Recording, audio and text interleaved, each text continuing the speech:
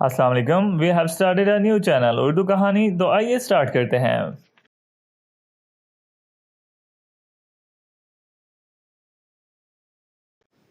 ایک شخص جسے لوگ ٹڈا کہتے تھے اپنی بیوی کو لے کر اپنے مقامی گاؤں سے نکل کر دوسرے گاؤں میں سیٹل ہو گیا. فیصلہ کیا اس نئے گاؤں میں نئی شناخت پیدا کروں گا. اب لوگ مجھے ٹڈا نہیں پیر صاحب کہیں گے. بیگم نے پوچھا وہ کیسے؟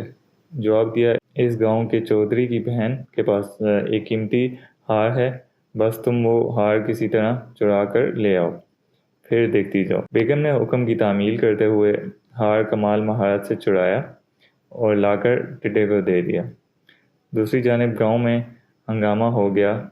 ہار کی چوری کی خبر جنگل میں درختوں کی طرح پھیل گئی. ٹڈے نے اپنی بیوی کو کہا جاؤ جا کر چودھری صاحب کی بہن کو بتا آؤ کہ میرا خاوند بہت بڑا بزرگ ہے، لوگوں کی گمشدہ چیزیں برآمد کرتا ہے. اس بات پر چودھری اپنے گھرانے اور گاؤں والوں کو ساتھ لے کر ٹڈے کے ہاں حاضر ہو گیا اور پیر صاحب سے کہا جی بتائیے ہمارا ہار کہاں ہو سکتا ہے. ٹڈے نے راتوں رات ہار چودھری کے گھر کی چھت پر پھینک دیا تھا. بتایا آپ کا ہار کسی نوکرانی نے چرایا تھا جس نے بعد میں خوفزدہ ہو کر آپ کی چھت پر پھینک دیا، جا کر اٹھا لو. وہاں سے ہار ملنے کے بعد اس ابتدائی کرامت پر سارا گاؤں پیر صاحب کا مرید ہو گیا. چودھری جو اندھوں میں کانا راجا تھا اسے پیر صاحب کھٹکنے لگا.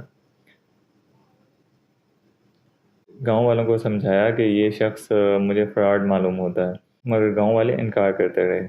چودھری نے پیر صاحب کو ایک اور آزمائش میں ڈالا، مگر خوش قسمتی سے وہ اس آزمائش میں بھی کامیاب ہوا. لوگوں نے چودھری صاحب کو سمجھایا کہ اب بس کرو، بزرگوں پر شک نہیں کیا جاتا. چودھری پریشان ہو گیا اور عہد کیا جو بھی ہو میں اس پیر کا بھانڈا پھوڑ کر ہی چھوڑوں گا. آخر ایک دن چودھری نے اعلان کیا کل کھلے میدان میں گاؤں کے لوگ اکٹھے ہوں گے. اگر پیر صاحب نے بتا دیا کہ میرے ہاتھ میں کیا ہے تو میں سب کے سامنے اس کے ہاتھ پر بیعت ہو جاؤں گا. سب لوگ پیر سمیت میدان میں پہنچ گئے. چودھری گھر سے نکلا تو سوچتا رہا ہاتھ میں کیا پکڑا جائے. اچانک اس کی نظر ایک ٹڈے پر پڑ گئی. اس نے پکڑنے کے لیے ہاتھ بڑھایا، وہ پھدک گیا. پھر ہاتھ بڑھایا، پھر پھدک گیا. تیسری دفعہ میں پکڑا گیا. چودھری مجمع میں پہنچا اور سوال کیا بتاؤ میری مٹھی میں کیا بند ہے. اس سے پہلے کہ پیر صاحب جواب دیتا ناز پان مسالہ. ایک گہری سوچ میں پڑ گیا. اسے اپنی شناخت نظر آئی. 2 بار تو جیسے تیسے بچ گیا تھا، مگر اس بار بچنا ناممکن تھا. لہٰذا مایوسی میں آسمان کی طرف چہرہ اٹھایا اور اپنے آپ کو کوستے ہوئے کہا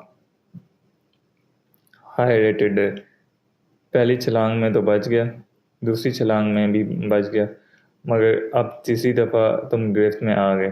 یہ سنتے ہی چودھری ٹڈا المعروف پیر صاحب کے پاؤں سے لپٹ گیا. دھاڑے مار مار کر معافیاں مانگی. کہا کوئی مانے نہ مانے میں مانتا ہوں تم پیر مرشد ہو،